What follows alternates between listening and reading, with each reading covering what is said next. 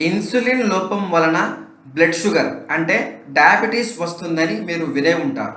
కానీ వాస్తవం ఏమిటంటే కేవలం 10% డయాబెటిక్ కేసుల్లో మాత్రమే ఇన్సులిన్ డెఫిషియన్సీ వలన డయాబెటీస్ వస్తుంది. మిగిలిన 90% కేసుల్లో డయాబెటీస్ ఉన్నప్పటికీ వారి బాడీలో ఇన్సులిన్ డెఫిషియన్సీ ఉండదు. మరి ఇన్సులిన్ లోపం లేకపోయినా డయాబెటీస్ ఎందుకు ఉంది? ఈరోజు మన వీడియోలో డయాబెటీస్ రావడానికి అసలు సిసలైన కారణం గురించి తెలుసుకుందాం. హలో ఫ్రెండ్స్, నేను మీ ముహమ్మద్ ఇర్ఫాన్. మీరు చూస్తున్నారు ఇర్ఫాన్స్ నాలెడ్జ్. ఇక్కడ మనం డయాబెటీస్ మేనేజ్మెంట్ గురించి scientific and authentic information simple లాంగ్వేజ్లో చాలా సులభంగా ప్రతి ఒక్కరికి అర్థమయ్యే విధంగా మన తెలుగు భాషలో షేర్ చేస్తాము. వీడియోలోకి వెళ్లే ముందు హిస్టరీ ఆఫ్ డయాబెటీస్ మీద పార్ట్ 1, పార్ట్ 2, పార్ట్ 3 వీడియోలను మన ఛానల్లో పబ్లిష్ చేశాము. వాటిని చూడండి. ఎందుకంటే ఈ వీడియో వాటికి కనెక్టింగ్ సీక్వెల్ కాబట్టి అవి చూస్తే ఈ వీడియో చాలా ఈజీగా అర్థమవుతుంది. లాస్ట్ వీడియోలో మనం డయాబెటీస్ యొక్క ముఖ్య 2 రకాల గురించి చర్చించాము. డయాబెటీస్లో మొదటి రకం టైప్ 1 అంటే ఇన్సులిన్ లోపం వలన వచ్చే మధుమేహం. రెండో రకం టైప్ 2 అంటే ఇన్సులిన్ ప్రొడక్షన్లో ఎలాంటి లోపం లేకపోయినా బ్లడ్ షుగర్ చాలా హై లెవెల్లో ఉంటుంది. అయితే అది ఎందుకు వస్తుందో, దాని రూట్ కాజ్ ఏమిటో will try to explore today. Diabetes హిస్టరీలో ఎవ్రీ సెంచరీ అంటే ప్రతి 100 సంవత్సరాలలో ఒక కొత్త స్ట్రాంగ్ బిలీఫ్ మరియు థాట్ ప్రాసెస్లలో ఒక పెద్ద షిఫ్ట్ వస్తూనే ఉన్నాయి. ఎలాగంటే క్రీస్తు శకం 1889లో మెరింగ్ అండ్ మింకోస్కీ అనే 2 శాస్త్రవేత్తలు డయాబెటీస్ మీద అనేక పరిశోధనలు చేసి ముందు నుంచి వస్తున్న డయాబెటీస్ యొక్క అన్ని సిద్ధాంతాలను బ్రేక్ చేయడమే కాకుండా diabetes is caused by insulin deficiency అని ఒక కొత్త థ్యూరీని ఇచ్చారు. ఇదే సిద్ధాంతాన్ని బేస్ చేసుకొని ఈ 100 సంవత్సరాలలో ఇన్సులిన్ పెంచడానికి అనేక మందులు తయారయ్యాయి. అవి ఇప్పటికీ కూడా నడుస్తున్నాయి. క్రీస్తు శకం 1889 తరువాత సరిగ్గా ఒక శతాబ్దం అంటే క్రీస్తు శకం 1989లో అమెరికాకు చెందిన ఒక ఎండోక్రినాలజిస్ట్ డాక్టర్ జీరాల్డ్ రేవన్ గారు డయాబెటీస్ రావడానికి అసలైన కారణాన్ని తెలియజేశారు. ఈయన కాలిఫోర్నియాలోని స్టాన్ఫోర్డ్ యూనివర్సిటీలో ప్రొఫెసర్ ఆఫ్ ఎమిరిటస్ ఇన్ మెడిసిన్గా ఉండేవారు. టైప్ 2 డయాబెటీస్లో ఇన్సులిన్ డెఫిషియన్సీ అనే సిద్ధాంతాన్ని వీరు నమ్మేవారు కాదు. అందుకని ఇన్సులిన్ లోపం వలన కాకుండా వచ్చే డయాబెటీస్ యొక్క మూల కారణం గురించి ఈయన క్రీస్తు శకం 1965 నుంచి రీసెర్చ్లు చేసేవారు. చాలా రీసెర్చ్ పేపర్లు పబ్లిష్ చేసి అనేక అవార్డులు కూడా అందుకున్నారు. ప్రజలు వీరిని ముద్దుగా జేరీ అనే పేరుతో పిలిచేవారు. డాక్టర్ జేరీ గారు క్రీస్తు శకం 1989లో డయాబెటీస్ గురించి ఒక mind blowing research paper publish చేశారు. దాని తర్వాత డయాబెటీస్ ఫీల్డ్లో మరోసారి హిస్టరీ రిపీట్ అయ్యింది. అప్పటి నుంచి డయాబెటీస్ బిలీఫ్స్ అండ్ థాట్ ప్రాసెస్లలో మరో పెద్ద షిఫ్ట్ వచ్చింది. దీన్ని సింపుల్గా అర్థం చేసుకోవాలంటే దృష్టి మారితే దృశ్యం మారినట్టు ఈయన కూడా ఒక కొత్త థియరీని ప్రవేశపెట్టి దశాబ్దాలుగా వస్తున్న డయాబెటీస్ కాన్సెప్ట్ను 1989లో చేంజ్ చేశారు. దాని గురించి తెలుసుకునే ముందు ఈ సిద్ధాంతానికి ఇంచుమించు సమానమైన మరియు మన అలోపతి ప్రపంచం ఎక్కువగా నమ్మే సిద్ధాంతం అంటే the theory of decreased insulin sensitivity గురించి తెలుసుకుందాం. అమెరికాకు చెందిన ప్రొఫెసర్ విల్హెల్మ్ ఫాల్తా గారు క్రీస్తు శకం 1931లో ఒక రీసెర్చ్ పేపర్ పబ్లిష్ చేశారు. అందులో ఆయన decreased sensitivity of targeted cell to the physiological actions of insulin అనే సిద్ధాంతాన్ని ప్రచురించారు.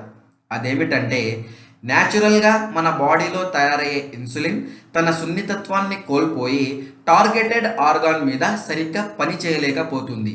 ఇది టైప్ 2 డయాబెటీస్లో క్రోనిక్ కిడ్నీ డిసీజ్ CKD అంటే డయాబెటిక్ నెఫ్రోపతికి దారితీస్తుంది అని తెలియజేశారు.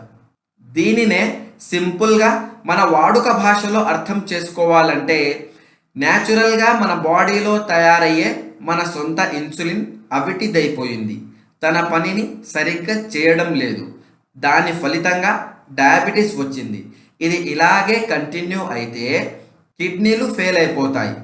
అలా జరగకుండా ఉండాలంటే బయటి నుంచి ఎక్సోజెనస్ ఇన్సులిన్ తీసుకోవాలి, లేదా ప్యాంక్రియాస్ పీక పిసికి ఇంకా ఎక్కువ ఇన్సులిన్ ప్రొడక్షన్ చేయడం కోసం మందులు వేసుకోవాలి. ఒకవేళ డయాబెటీస్ ట్రీట్మెంట్లో భాగంగా అలా జరిగితే మన లోపలి ఇన్సులిన్ అంటే ఎండోజెనస్ ఇన్సులిన్ మరియు బయటి ఇంజెక్షన్ ఇన్సులిన్ మీన్స్ ఎక్సోజెనస్ ఇన్సులిన్ ఇవి రెండు కలిసి డేంజరస్ హైపోగ్లైసిమియాకి దారి తీస్తాయి. కాబట్టి అలా జరగకుండా ఉండాలంటే ప్రతి 2 గంటలకు ఒకసారి కొంచెం కొంచెం ఆహారం తినాలి అని protocols and guidelines release అయ్యాయి. Hypoglycemia is the minutious death sentence కాబట్టి పేషెంట్కు మెటబాలిక్ బర్డన్ అయినా కానీ అది డెత్ సెంటెన్స్ కానందున యాంటీ డయాబెటిక్ డ్రగ్స్తో పాటు మెటబాలిక్ బర్డన్ పెంచే ఫుడ్ హ్యాబిట్స్ గురించి కూడా సజెస్ట్ చేయడం జరుగుతుంది. అంతేకాకుండా ఇన్సులిన్తో పాటు ఇన్సులిన్ సెన్సిటైజర్స్ అంటే biguanide AMPK means activated protein kinase activators, thiazolidinediones PPARG means peroxisome proliferator activated receptor gamma activators మరియు insulin over secretion plus sensitivity కోసం ఇతర అనేక యాంటీ డయాబెటిక్ కాంబినేషన్లు కూడా అమలులోకి వచ్చాయి. అప్పటి నుంచి ఈ ట్రీట్మెంట్ మెథడ్ ఎక్కువగా ప్రమోట్ చేయబడి చాలా పాపులర్ అయ్యింది. విత్ డ్యూ రెస్పెక్ట్, మన డయాబెటాలజిస్టులు కూడా ఇవే ప్రోటోకాల్స్లను ఫాలో అవుతూ అనేక సేవలను అందిస్తున్నారు. కానీ క్రీస్తు శకం 1989లో డాక్టర్ జీరాల్డ్ రేవన్ గారు టైప్ 2 డయాబెటీస్కు సంబంధించి ఈ ఇన్సులిన్ డెఫిషియన్సీ మరియు డిక్రీజ్డ్ ఇన్సులిన్ సెన్సిటివిటీ లాంటి కాంట్రవర్షియల్ థియరీస్ల హైపోథెసిస్లను బద్దలు కొట్టి syndrome X or insulin resistance అనే కొత్త రీసెర్చ్లను ప్రవేశపెట్టారు. దాని ప్రకారం టైప్ 2 డయాబెటీస్ అనేది ఇన్సులిన్ డెఫిషియన్సీ వలన రాదు, ఇన్సులిన్ రెసిస్టెన్స్ అంటే మన బాడీలో ఇన్సులిన్ ప్రొడక్షన్ అవసరానికి మించి ఎక్కువ అయి నిరోధకత వలన వస్తుంది అని తెలియజేశారు. టైప్ 1 డయాబెటీస్లో diabetes is caused by insulin deficiency అనేది రీసెర్చ్ మరియు ప్రాక్టికల్లీ ప్రూవన్ కాన్సెప్ట్.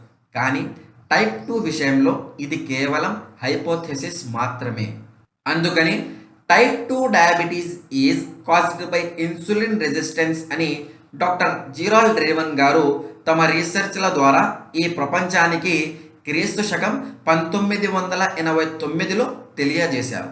చాలామంది ఈ థియరీని యాక్సెప్ట్ చేసినప్పటికీ కొంతమంది ఇప్పటికీ కూడా ఈ ప్రూవెన్ రీసెర్చ్లను రిజెక్ట్ చేస్తూనే ఉన్నారు.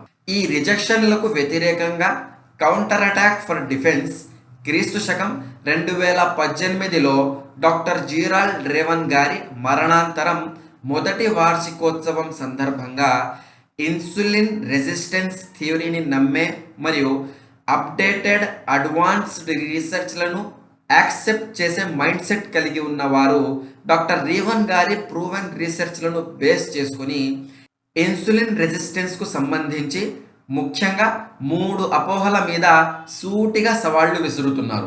అందులో మొదటిది, ఇన్సులిన్ సెన్సిటైజర్స్గా వాడబడే బైగునాయిడ్ డ్రగ్స్లో ముఖ్యంగా మెట్ఫార్మిన్ హైడ్రోక్లోరైడ్ అనేది ఇన్సులిన్ రెసిస్టెన్స్ను తగ్గించకుండా నిరోధకతను ఇంకా మెరుగుపరుస్తుంది.